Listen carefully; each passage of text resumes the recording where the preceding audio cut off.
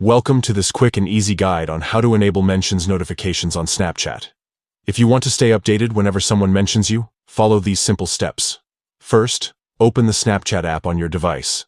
Look for the familiar yellow icon with the white ghost and tap on it to launch the app.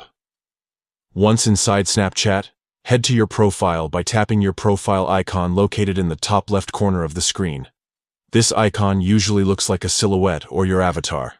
Next, look at the top right corner of your profile page. Here, you'll find a gear-shaped icon. Tap on this gear icon to access Snapchat's settings menu.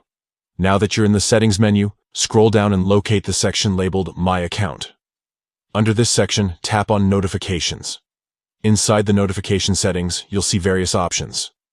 Find the one labeled Mentions and mark it by tapping the toggle switch. This will enable notifications whenever someone mentions you on Snapchat. And that's it. You've successfully set up mentions notifications. With these steps, you'll never miss a mention again. Thanks for tuning in, and happy snapping.